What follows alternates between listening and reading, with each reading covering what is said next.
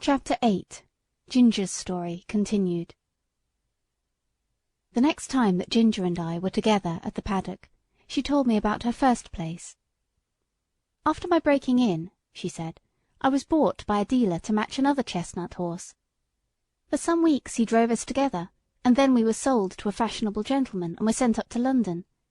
I had been driven with a check rein by the dealer, and I hated it worse than anything else, but in this place we were reined far tighter, the coachman and his master thinking we looked more stylish so.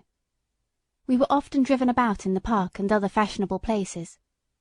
You, who have never had a check rein on, don't know what it is, but I can tell you it is dreadful.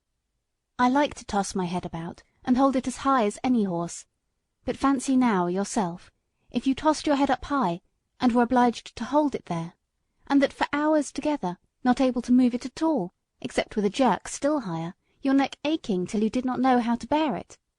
Besides that, to have two bits instead of one, and mine was a sharp one, it hurt my tongue and my jaw, and the blood from my tongue coloured the froth that kept flying from my lips as I chafed and fretted at the bits and rein.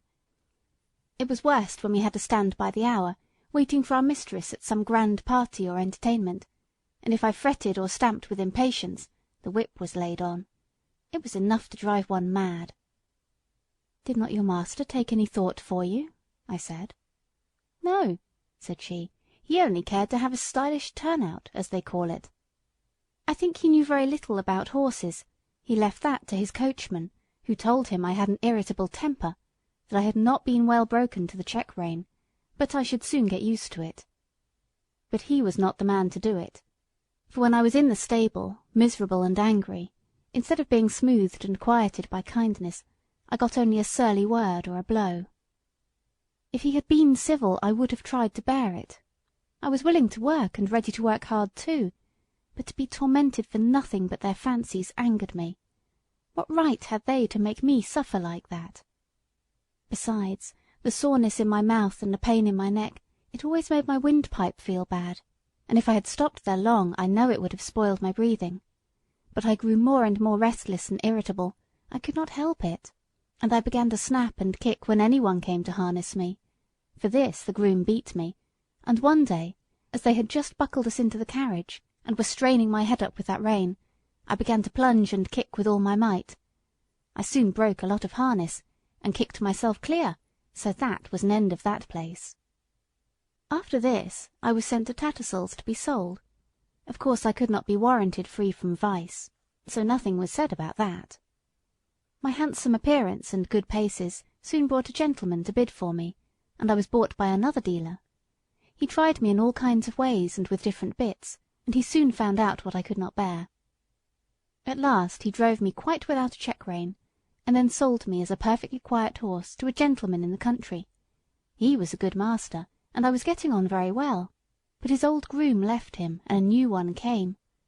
This man was as hard-tempered and hard-handed as Samson. He always spoke in a rough, impatient voice, and if I did not move in the stall the moment he wanted me, he would hit me above the hocks with his stable broom or the fork, whichever he might have in his hand. Everything he did was rough, and I began to hate him. He wanted to make me afraid of him, but I was too high-mettled for that. And one day, when he had aggravated me more than usual, I bit him, which of course put him in a great rage, and he began to hit me about the head with a riding-whip. After that he never dared to come into my stall again. Either my heels or my teeth were ready for him, and he knew it. I was quite quiet with my master, but of course he listened to what the man said, and so I was sold again. The same dealer heard of me, and said he thought he knew one place where I should do well. It was a pity, he said, that such a fine horse should go to the bad, for want of a real good chance, and the end of it was that I came here not long before you did. But I had then made up my mind that men were my natural enemies, and that I must defend myself. Of course, it is very different here, but who knows how long it will last? I wish I could think about things as you do, but I can't, after all I have gone through." "Well," I said, "I think it would be a real shame if you were to bite or kick John or James." "I don't mean to," she said, "while they are good to me. I did bite James once pretty sharp, but John said, 'Try her with kindness,' and instead of punishing me as I expected, James came to me with his arm bound up, and brought me a bran mash, and stroked me, and I have never snapped at him since, and I won't either." I was sorry for Ginger, but of course I knew very little then, and I thought most likely she made the worst of it. However, I found that as the weeks went on she grew more gentle and cheerful, and had lost the watchful, defiant look that she used to turn on any strange person who came near her, and one day James said, "I do believe that mare is getting quite fond of me.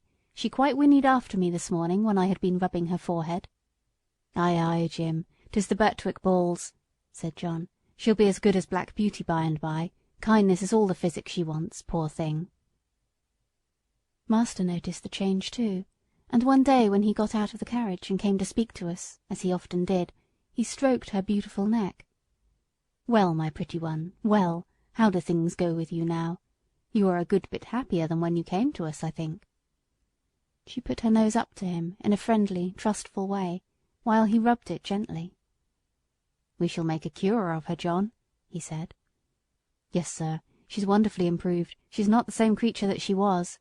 It's the Birtwick balls, sir," said John, laughing. This was a little joke of John's. He used to say that a regular course of the Birtwick horse balls would cure almost any vicious horse. These balls, he said, were made up of patience and gentleness, firmness and petting, 1 pound of each to be mixed up with half a pint of common sense, and given to the horse every day. End of chapter 8.